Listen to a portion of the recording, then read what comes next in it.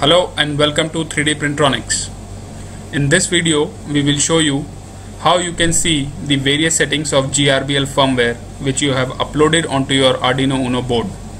For that you will first need to open your Arduino IDE, which looks like this. After that you will connect your board with the help of the USB cable to your laptop or PC. After you have connected it, you will go to the tools menu and you will go to the port menu here and you will select the port on which your board has been detected. Then you will go to the boards menu and you will select the board which is connected to your laptop or PC. In this case, Arduino Uno right now. Both these steps are mandatory. If not done properly, you will face issues in further action. After that, you will go to serial monitor option here. Once you will click it, you will see quite a few options here.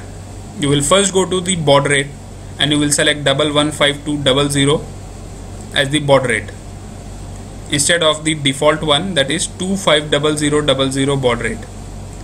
After that you will select new line here and you will also select auto scroll feature. Now what you can see here is the current version of the GRBL firmware which is uploaded onto your board. In this case it is GRBL 0.9G.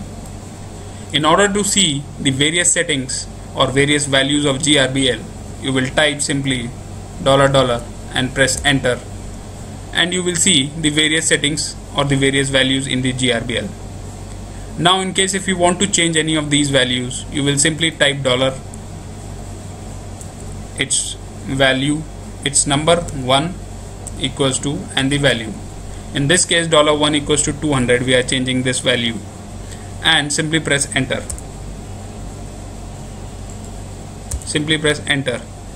If you receive a OK here, it means that the value has been stored in the GRBL.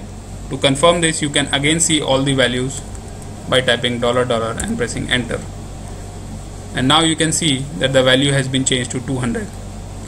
So this is how you change the values in the GRBL, and this is how you see the various settings in the GRBL as well. So this is all in this video. Thank you for watching.